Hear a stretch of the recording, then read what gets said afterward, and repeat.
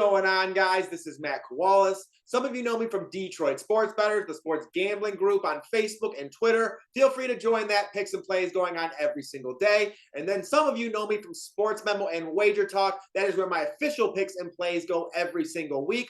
But I have picks and plays all over the place. Last night on TikTok, we went 2-0. We hit the Indianapolis Colts plus 3.5 in what was an absolute stinker of a game. And then we also took Melvin Gordon under 61.5 rushing yards. Hit both of those. My TikTok is 10-6 on the year so far. I break down every single Monday night football game, Thursday night football game, whether I like it or not. So you get picks and plays for those primetime matchups no matter what. Go over there and check that out. That's Moneyline Matt on TikTok. And then also on my Twitter, same thing, Moneyline _ Matt.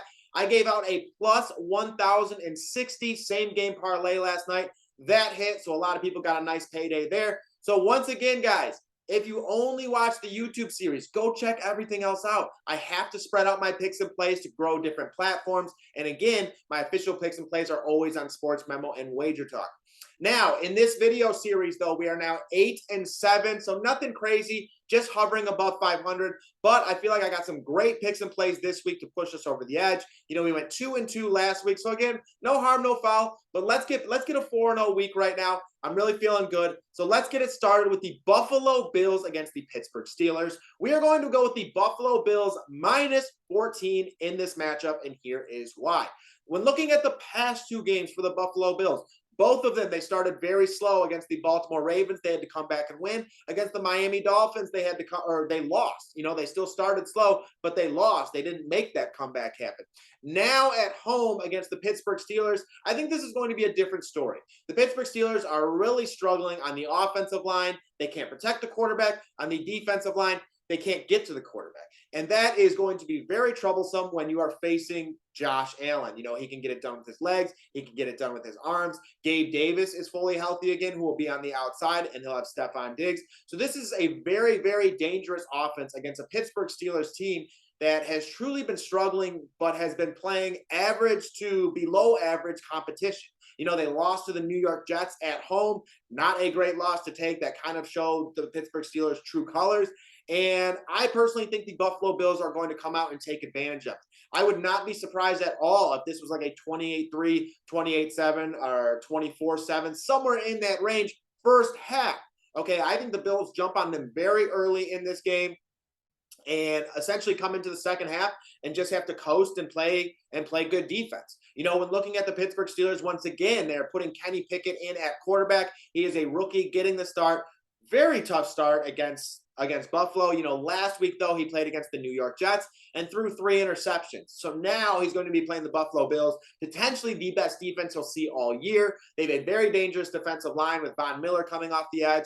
They have a solid secondary. They're going to get some injuries potentially back. So in this one, I really do like the Buffalo Bills to cover this 2-touchdown spread. I know it's a big spread, but the Buffalo Bills are just leaps and bounds better than this Pittsburgh Steelers team right now. This Pittsburgh Steelers team can really struggle, and I think it's going to happen against Buffalo. That defense is too good. They're not going to be able to get to Josh Allen. They don't have TJ Watt. It's just too much right now. So give me the Bills at minus 14.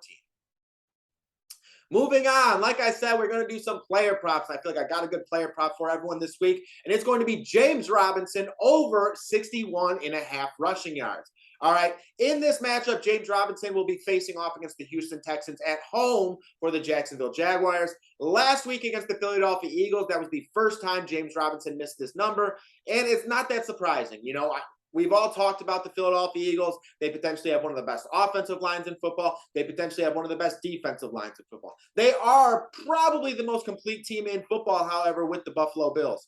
But with that being said, that is why James Robinson missed last week. It was a rainy game. It was a tough game. So again, understanding the miss there. But this is a very good bounce back spot for James Robinson now going against this Houston Texans team. The Houston Texans are 31st throughout the NFL in rush defense, just like last year. You know, they didn't change their rush defense at all. I expect James Robinson to take advantage of that. And now with the Jacksonville Jaguars, you know, they lost to the Philadelphia Eagles on the road. They're looking to bounce back. And when the Jacksonville Jaguars have won their 2 games, they're 2-2 on the season, James Robinson has averaged around 19 carries per game. If James Robinson even gets 15 carries in this matchup, I expect him to go over the 61.5 rushing yards. I think it's a great spot. You guys know how I am. I love to play that bounce back. So play James Robinson over 61.5 here. Now, moving on, and I think every single week I give you one of those picks that a lot of people are going to be like, ooh, I don't know about that one. And this is going to be one of those, guys. And we have the Washington Commanders at home facing off against the Tennessee Titans. And I got the Washington Commanders at +2.5. I personally will actually be playing the money line. And you guys know how I am. I love to play those bounce backs. I love to play those spots. And I think this is a great spot for the Washington Commanders. The Tennessee Titans, they've won a couple games now. People fall in love with them so fast. And they're just like last year. They're not that great of a team. I'd actually say they're worse, far worse this year on offense in comparison to last year. And this Tennessee Titans team, they can essentially beat anyone in the league, and they can also go out and lose to the Houston Texans. So the fact that the Washington Commanders have lost 2 games in a row, they faced good defenses, however. They lost to the Philadelphia Eagles, and they lost to the Dallas Cowboys. And I don't care who you are, the Dallas Cowboys look very good defensively. And I'm not sitting here saying the Tennessee Titans are bad defensively. They're solid. But they do have weaknesses, and I feel like those weaknesses match up with the Washington Commanders. Yes, they have Justin Simmons on that defensive line, potentially one of the best defensive linemen in the entire NFL. He can be a problem. But the Tennessee Titans are very good at stopping the run. Washington Commanders, not that good at rushing the football anyways. I think they'll do it, just to keep the game balanced and even. The area that I expect the Washington Commanders to have success against the Tennessee Titans is actually through the air. The Tennessee Titans have one of the worst pass defenses in the entire NFL. They also give up 25 points per game, which is a little skewed because they lost to Buffalo 41-7. But when looking at this Commanders team, they have Terry McLaurin on the outside, who is an absolute burner. He can stretch the field. They have new rookie Jahan Dotson, who's been catching a lot of touchdowns. Good hands. Very secure. And then we also have Curtis Samuel, who's kind of like the scat back. He can come out of the backfield, quick passing attack, slots, stuff like that. And I actually expect Curtis Samuel to be a big factor in this game because I do expect the Tennessee Titans defense to get pressure on Carson Wentz. And Curtis Samuel is that guy coming out of the backfield, getting those quick passes, trying to get him in space. So this is one of those matchups where I expect them to try and create plays for Curtis Samuel, get him out in space, and allow him to do some things on the ground. Again, it's one of those matchups where there's not a ton of science to it. Neither team is that great. The Washington Commanders haven't looked amazing the past 2 weeks. Obviously, they lost by, I think, double-digit scores to both teams in terms of the Cowboys and the Eagles. But this is the NFL. When you lose 2 or 3 games in a row, there's generally a point in where you win or you cover the spread. So you want to give me 2.5 points to the Washington Commanders team who seems pretty even with the Tennessee Titans. The Tennessee Titans are riding high. Like, I believe they've won 2 in a row, and the Commanders have lost 2 in a row. So they're kind of riding high, coming into a letdown spot against potentially an easier team in the Commanders. And the Commanders desperately need a win. So this is a spot where I think the Commanders get right. They cover this 2.5 point spread. And me personally, I'll actually be playing the money. Now, the last play of the day, we're going to do an over-under here, and this one is the Philadelphia Eagles traveling on the road to face off against the Arizona Cardinals. The over-under in this one is a high number. It's 48.5, but I like this game to go over. I actually like this to be around a 27-24 finish, and here's why. When looking at the Arizona Cardinals or that of the Philadelphia Eagles are 4-0 right now, but in every single game, they faced a pro-style quarterback. This is going to be the first game for the Philadelphia Eagles that they face someone like Kyler Murray who can get out of the pocket and extend plays. This is essential when facing the Philadelphia Eagles because of how good their defense is and how good that defensive line is. They have Hassan Reddick coming off the edge, and he's just so fast. They need a quarterback who can step up, hit that little gap, and then extend the play a little bit by running out on the edge. Also, Marquise Brown. Marquise Brown is going to be a big factor in this game, especially because Darius Slay has a chance to miss, and Avonte Maddox, their third-string corner, also has a chance to miss. If, in fact, those two miss, or even one of them, that gives Marquise Brown an advantage. Marquise Brown and Kyler Murray have definitely developed a very nice connection, and then Zach Ertz has been kind of handling the middle, sitting down in those zones, big body, run after the catch, and things of that nature. So because of that, I do believe Arizona is going to stay competitive in this game. I actually believe that Arizona is going to come into this and be a little better in the first half than they have been throughout the season so far. I think that's going to be a point of emphasis because they've more so been a comeback team in the second half, or a team that figures it out, starts getting it going in the second half. That happened against the Carolina Panthers last week, the Las Vegas Raiders when they were down 20-0 or 23-0, whatever it was. So I do think this is going to be a point of emphasis. James Conner is fully healthy on top of that. And to beat this Philadelphia Eagles team, I think you're going to need to score at least 24, 27, 30, somewhere in that range.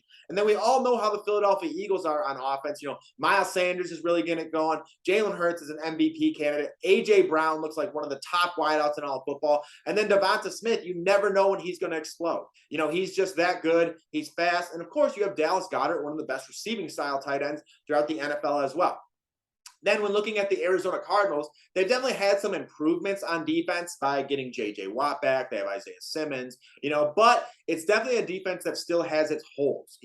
Again, for Arizona to keep up with that of the Philadelphia Eagles, they're going to need to score points because this Arizona Cardinals defense is middle of the path. They're not really exceptional anywhere. But for this game to stay close, I do think J.J. Watt is going to have to make a play or two, and I expect him to. I really do. He hasn't had a sack this season. This offensive line has protected Jalen Hurts very well. So I do think some play is going to be made throughout the game that changes the trajectory of it, I guess I could say. But again, I like both teams to score a lot of points. My final score is actually Philadelphia 27, Arizona 24. I do think the Cardinals are actually a live dog in this game. I just don't think they're good enough to get it done. But crazier things have happened. I do think Philadelphia is in somewhat of a letdown spot coming off of the game against Jacksonville where they went down early 14-0. Very cold, kind of emotional. Philadelphia did show a lot, though. So, yeah, now they're going to be traveling across the country to Arizona, different time zone, everything like that. So I think it's going to be interesting, and I do think some things favor Arizona there as well. But, again, guys, that is it for today. 4 more picks, 8-7 on the season. I think in total, though, off TikTok, Twitter, SportsMemo, everything, I believe I am 28-19 so far this season. Didn't add in TikTok this week. TikTok was 3-1. Again, I do 2 picks on Monday Night Football, 2 picks on Thursday Night Football. So go check that out. If you have not, Moneyline Matt, we're 10-6 on the season. But yeah, guys, 8-7 here. Looking to have a good week. I feel good about all of these plays. So I appreciate you checking out the video. Check me out on Twitter as well, and then check me out on TikTok too. Picks and plays all over the place. I have 6 plays already loaded on SportsMemo as well. So feeling really good this week. Let's get it this Sunday. I want to just keep bringing these winners. Check out the Twitter. Check out the TikTok. Appreciate you guys. Subscribe. Matt Kowalis. I am out. Have a good one, y'all.